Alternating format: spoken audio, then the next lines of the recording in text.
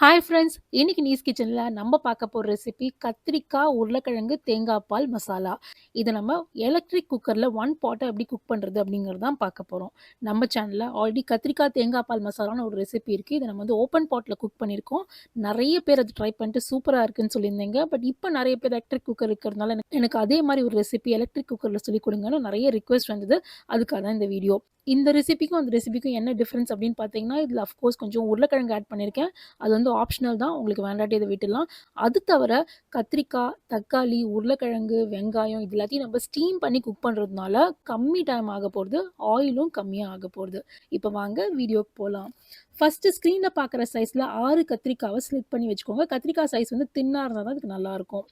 Slit பண்ணிட்டு ஒரு 10 நிமிஷம் உப்பு போட்ட தண்ணீல சேர்த்துடலாம். இப்படி உப்பு தண்ணீல சேர்க்கும்போது இது கருகாது. நெக்ஸ்ட்டு 200 கிராம் உருளைக்கிழங்க ஸ்க்ரீன்ல பார்க்குற சைஸ்ல கட் பண்ணி எடுத்து ஒரு தண்ணீல போட்டு வச்சுக்கோங்க.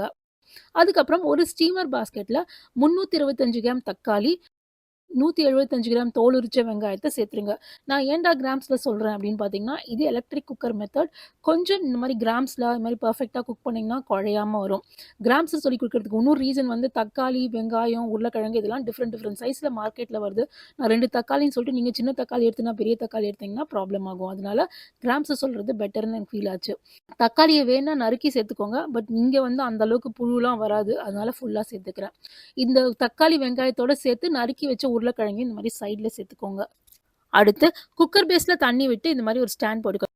இந்த ஸ்டாண்ட் வந்து தண்ணீல முழுகக்கூடாது. கொஞ்சம் கேப் இருக்கணும். அதுக்கு மேல இந்த தக்காளி, வெங்காயம், உருளைக்கிழங்கு போட்ட ஸ்டீம இறக்கிடலாம். இறக்கிட்டு உருளைக்கிழங்குக்கு தேவையான உப்ப ஆட் பண்ணிடுங்க. ஆட் பண்ணிட்டு நல்லா மிக்ஸ் பண்ணதுக்கு அப்புறமா, இதுக்கு மேல இன்னொரு ஸ்டீமர் வச்சுட்டு, அதுல நறுக்கி வச்ச கத்திரிக்காவ சேர்த்துடுங்க. சேர்த்துட்டு இந்த பேஸ வந்து எலக்ட்ரிக் குக்கர்ல அப்படியே இறக்கிடலாம். அடுத்து உங்க எலக்ட்ரிக் குக்கர்ல பிரஷர் குக்கிங் மோட் ஹைய ஆன் பண்ணிட்டு 0 மினிட்ஸ் வச்சுடுங்க. 0 மினிட்ஸ்ல என்ன ஆகும்னா, பிரஷர் பில்ட் ஆகி நாப் வந்து மேல வரும். மேல வந்ததுக்கப்புறம் பிரஷர உடனேவே ரிலீஸ் பண்ணிடுங்க. இது பேர் quick pressure release. Pressure release ஆன உடனே திறந்து பார்த்தீங்கன்னா, பிரிஞ்சால் பர்ஃபெக்ட்டா உடையாம ஸ்டீம் ஆயிருக்கும். தக்காளியில வந்து தோல் உரிஞ்சு குக் ஆயிருக்கும். வெங்காயமும் குக் ஆயிருக்கும். உருளைக்கிழங்கு பார்த்தீங்கன்னா, கையால ஈஸியா கட் பண்ண முடியும். ஆனா மசிக்க முடியாது. இதெல்லாம் தான் பதம். இந்த வேக வச்ச தண்ணி கீழ இருக்கு இல்லையா? அதுவும் வந்து நீங்க தூக்கி போட வேணாம். அத நம்ம ரீயூஸ் பண்ண போறோம். இப்ப அடுத்த ஸ்டெப்பு தக்காளி, வெங்காயத்த அரைக்கணும். பட் அத கூல் டவுன் ஆனா தான் அரைக்க முடியும். இப்ப வந்து நல்லா சூடா இருக்கும். அதுக்கு சுமாரா நமக்கு 10லேருந்து 15 நிமிஷம் ஆகும். பட் இந்த 10லேருந்து 15 நிமிஷம் அப்படிங்கிறது கத்திரிக்காய்க்கு வந்து வெயிட் பண்ண முடியாது. அது கருக ஆரம்பிக்கும். ஸோ அதுக்கான ஸ்டெப்ஸ நம்ம ஆரம்பிச்சிடணும். ஸோ ஆரம்பிக்கிறதுக்கு முன்னாடி தக்காளி, வெங்காயத்த ஒரு இடத்துல கூல் டவுன் பண்ற மாரி ஃபேன் கீழ விட்டுடுங்க. இன்னொரு சைட்ல நம்ம கத்திரிக்காவ லைட்டா நம்ம ரோஸ்ட் பண்ணி வச்சுக்கணும். குக்கர்ல இருக்கிற தண்ணிய ஒரு கப்ல ட்ரான்ஸ்ஃபர் பண்ணிட்டு, இந்த மாரி ட்ரை பண்ணி வச்சுக்கோங்க. இதுல 40 எம்எல் நல்லெண்ணெய் விட்டுக்கலாம். நல்லெண்ணெய் தான் அதுக்கு நல்ல டேஸ்ட் இல்லாட்டி கடலெண்ணெய் விட்டுக்கோங்க. அதுவும் நீங்க யூஸ் பண்ணலனா உங்க ரெகுலர் ஆயில் யூஸ் பண்ணிக்கோங்க. எண்ணெய் நல்லா சூடானதுக்கப்புறம் கத்திரிக்காவ இதுல போட்டு ஜஸ்ட் ஒரு 3 மினிட்ஸ்க்கு வதக்கி விடுங்க. வதக்கும்போது இந்த கத்திரிக்காய்க்கு தேவையான உப்பையும் போட்டு வதக்கிடுங்க. ஏன்னா நம்ம ஸ்டீம் பண்ணும்போது இதுக்கு நம்ம உப்பு சேர்க்கல. உருளைக்கிழங்குக்கு தான் உப்பு சேர்த்திருக்கோம். இப்போ காமிக்கிறேன். இந்த மாரி தான் ஸ்க்ரீன்ல இருக்கும். லைட்டா மேல வந்து ரோஸ்ட் ஆயிருக்கும். இந்த கோட்டிங் போறோம். இதுக்கு மேல கத்திரிக்காய் வந்து கருப்பாகாது. கொஞ்சம் டிலே பண்ணீங்கன்னா கண்டிப்பா கத்திரிக்காய் கருப்பாயிடும். ஸோ இந்த ஸ்டெப்ப கொஞ்சம் ஃபாஸ்ட்டா பண்ற மாரி இருக்கும். இப்ப கத்திரிக்காய் எடுத்து முடிச்சதுக்கப்புறம் குக்கர் ஆஃப் பண்ணுங்க. தக்காளி, வெங்காயம் இன்னும் வந்து ஹாட்டா தான் இருக்கும். கொஞ்சம் வெயிட்டிங் டைம் இருக்கும் இந்த டைம்ல. ஸோ குக்கர ஆஃப் பண்ணிட்டு இது மேல ஒரு 10 எம்எல் ஆயில விட்டுடுங்க. அது பாட்டுக்கு கொஞ்சம் ஹீட் ஆயிட்டு உட்காந்துருக்கும். நெக்ஸ்ட்டு தக்காளி, வெங்காயத்த அரைக்கணும். அரைக்கிறதுக்கு வந்து நம்ம பிளெயினா அரைக்காம இதோட சேர்த்து ஸ்பைசஸையும் போட்டு அரைச்சிடலாம். ஸ்பைசஸ் இன்னைக்கு பார்த்தீங்க அப்படின்னா, 1/4 டீஸ்பூன் மஞ்சப்பொடி, 1 டீஸ்பூன் காஷ்மீரி மிளகாத்தூள், 1 1/2 டீஸ்பூன் காரப்பொடி, 3 டீஸ்பூன் கொத்தமல்லி வரப்பொடி. உங்களுக்கு காரம் வேணும்னா வெறும் மிளகாத்தூள இன்க்ரீஸ் பண்ணிக்கோங்க. காரப்பொடி தான் வெறும் மிளகாத்தூள் அப்படின்னு சொன்னேன். அது இன்க்ரீஸ் பண்ணிக்கோங்க. ரேஷியோ அப்படின்னு பார்த்தீங்கன்னா, 1 டீஸ்பூன் வெறும் மிளகாத்தூளுக்கு 2 டீஸ்பூன் மல்லித்தூள் இதான் வந்து ப்ரப்போர்ஷன். இந்த ரேஷியோ மட்டும் மாத்திராதீங்க. இப்போ இதெல்லாம் பண்ணி முடிக்கிறதுக்குள்ள தக்காளி, வெங்காயம் கூல் டவுன் ஆயிருக்குமா, ஸோ அத மிக்ஸியில போட்டுட்டு வேக வச்ச தண்ணி இருக்கு இல்லையா? அதில ஒரு 375 எம்எல் வேக வச்ச தண்ணிய இதில ஆட் பண்ணிக்கோங்க. அதுக்கு மேல காரப்பொடி, மல்லித்தூள், காஷ்மீரி மிளகாத்தூள், மஞ்சப்பொடி இது எல்லாத்தையும் ஆட் பண்ணிட்டு, இப்போ இத நல்லா ஒரு ஜூஸ் மாரி அரைச்சுக்கோங்க. ஜூஸ் மாரி அரைச்சு வச்சதுக்கப்புறம் மறுபடியும் குக்கர வந்து சாட்டே மோட் ஹைல ஆன் பண்ணிட்டு, இது எண்ணெய் நல்லா சூடானதுக்கப்புறம் எண்ணெய் நம்ம ஆல்ரெடி ஆட் பண்ணிட்டோம். அதனால எக்ஸ்ட்ரா எண்ணெய் ஆட் பண்ண வேணாம். அதனால எண்ணெய் நல்லா சூடானதுக்கப்புறம் 1 கிராம்பு, 2 டீஸ்பூன் கல்பாசி, ஒரே ஒரு ஏலக்காய், 1 டீஸ்பூன் சோம்பு இது எல்லாத்தையும் ஆட் பண்ணிட்டு ஒரு 4 நிமிஷத்துக்கு நல்லா வறுத்துக்கோங்க. இந்த 4 நிமிஷத்துல வந்து இந்த ஃப்ளேவர்ஸ்லாம் இந்த ஆயில்ல போய் நல்லா சேரும்.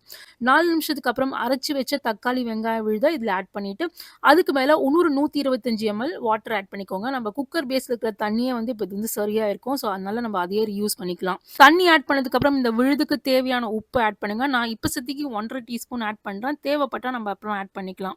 இதை நல்லா மிக்ஸ் பண்ணிட்டு ஒரே ஒரு கொதி வரட்டும். கொதி வந்ததுக்கப்புறம் வேக வச்ச உருளைக்கிழங்கு ஆட் பண்ணிட்டுங்க. ஆட் பண்ணிட்டு ஒரு மிக்ஸ் பண்ணிட்டு ஒரு 1 நிமிஷம் அப்படியே குக் பண்ணுங்க. அதுக்கப்புறமா வேக வச்ச கத்திரிக்காவை ஆட் பண்ணுங்க. வேக வச்ச கத்திரிக்காவை ஆட் பண்ணதுக்கப்புறம் நம்ம ஜென்டிலா தான் மிக்ஸ் பண்ணணும். இதுக்கப்புறம் ஃபுல்லாவே நீங்க ஜென்டிலா தான் மிக்ஸ் பண்ணணும்.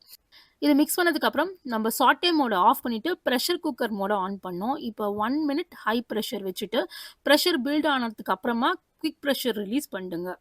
ப்ரெஷர் கம்ப்ளீட்டா ரிலீஸ் ஆனதுக்கு அப்புறம் தொறந்து பார்த்தோம்னா நம்ம கிரேவி வந்து நல்லா திக்கா இருக்கும். இப்போ இது ஒரே ஒரு வாட்டி மிக்ஸ் பண்ணிட்டு 2 பச்சை மிளகாவை ஸ்க்ரீன்ல பார்க்குற மாதிரி ஒரு 1/2 சென்டிமீட்டர் சைஸ்ல கட் பண்ணி ஆட் பண்ணிக்கோங்க. இது நல்ல காரம் கொடுக்கும்.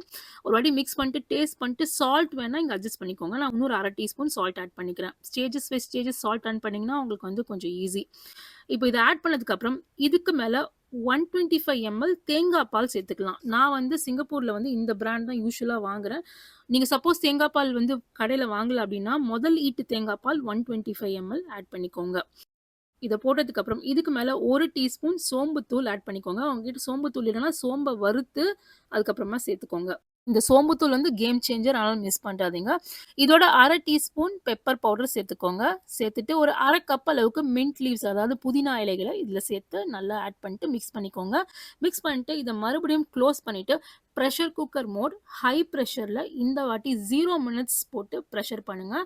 As usual quick pressure release தான். ப்ரெஷர் பில்ட் ஆனதுக்கப்புறமா நாப் மேலே வந்ததுக்கப்புறமா உடனேவே ரிலீஸ் பண்ணிவிடுங்க. ரிலீஸ் பண்ணிட்டு இது திறந்து பார்த்தீங்கன்னா இது பர்ஃபெக்டாக ரெடி. தேங்காய் பால் கொஞ்சம் கூட தெரிஞ்சிருக்காது. இந்த டைமிங்ஸை நீங்கள் ஃபாலோ பண்ணீங்க மட்டும்தான் தான் தேங்காய் பால் தெரியாது. நீங்கள் கொஞ்சம் எக்ஸ்ட்ரா டைமிங் விட்டிங்கன்னா கண்டிப்பாக தேங்காய் பால் இதில் தெரிஞ்சிடும். அதனால் இதை மட்டும் கொஞ்சம் பர்ஃபெக்டாக வந்து ஃபாலோ பண்ணுங்கள். இதுக்கப்புறம் திக்னஸ் உங்கள் சாய்ஸ். உங்களுக்கு இன்னும் திக்காக வேணும் அப்படின்னா சாட்டே மோட ஆட் பண்ணிட்டு இன்னும் கொஞ்சம் குக் பண்ணிங்கன்னா திக்காகிடும். இல்லை எனக்கு இந்த மாதிரி கிரேவி கன்சிஸ்டன்சி வேணும்னா இதோட நிறுத்திக்கோங்க. நான் வந்து ஒரு 5 மினிட்ஸ்க்கு குக் பண்ணேன். எனக்கு கொஞ்சம் திக்காக தேவைப்பட்டுச்சு.